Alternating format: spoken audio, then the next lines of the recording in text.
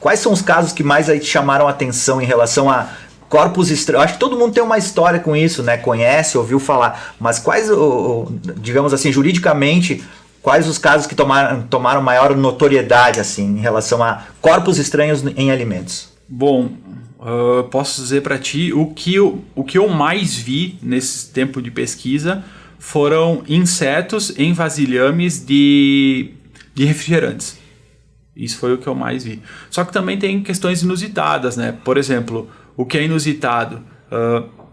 Aliança num biscoito. Né? Então, aliança tá dentro de um biscoito. Isso aí, então, o que aconteceu? É um caso que aconteceu aqui no Rio Grande do Sul. A criança, ela mastigou o biscoito e quando ela percebeu, estava com uma aliança na boca. E aí ela cuspiu, enfim. E aí, num primeiro momento, ela teve uma indenização garantida. No segundo momento, o Tribunal de Justiça reverteu isso e ela teve só a indenização restabelecida no Superior Tribunal de Justiça. Tá, entendi. Mas aí o contato dela foi, ela viu, comeu, engoliu, como é que foi? Aparentemente ela não viu. Ela só percebeu quando ela estava mastigando. Tá, não chegou a engolir. Não chegou a engolir. Isso faz diferença para a questão da indenização ou não? Faz, e vamos chegar lá. Outro caso inusitado que eu gostaria de compartilhar também é o fato de uma lata de extrato de tomate, mais uma vez, extrato de tomate, uma mãe que fez uma macarronada com o filho, esse caso de Brasília, ela encontrou, enfim, depois que ela fez, ela encontrou um preservativo dentro. Já tinha feito a macarronada.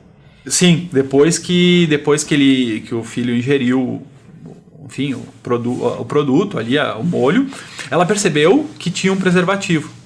E aí, mesma coisa, indenização e tal, a empresa foi condenada a pagar 6 mil e tantos reais, não vou me lembrar, mas sim, isso para mim foi muito inusitado. Um preservativo. Aí tanto o caso foi tão notório que ela pegou e levou a lata na delegacia e foi feito análises periciais no recipiente e aí se constatou que o produto era impróprio para o consumo. Sim. A questão relacionada a ingerir o produto ou não, sim, ela faz diferença, pelo menos aos olhos do STJ. O que acontece? O STJ hoje ele tem 2 entendimentos sobre essa questão dos alimentos. O primeiro deles, ele vai dizer assim, olha, para mim garantir uma indenização por dano moral, eu preciso que o consumidor ele ingira esse alimento, ele deglute esse alimento. Para o dano se efetivar. Isso vai configurar naquilo que estavas me questionando antes, o acidente de consumo, previsto no artigo 12 do Código de Defesa do Consumidor. Aqui temos um acidente, responsabilidade pelo fato do produto. Aqui então, sem maiores discussões, vai ter o direito à indenização por dano moral, o caso bem específico. Aqui a gente tem, então, a conduta do fornecedor, que ela foi culposa, o produto no mercado, que ele colocou e ele também não cuidou, para ver se ele estava próprio, se ele era adequado ao consumo. A gente tem aqui o dano e o nexo que liga as condutas que resultam no resultado que é o dano. Certo, tá? Entendi. E o que acontece aqui? Me perdoa novamente te interromper. Fica à vontade. E aí, o que acontece aqui? Por que eles entendem isso? Porque eles entendem que se eu não consumir, a legislação consumerista ela já dá um caminho. E qual é o caminho?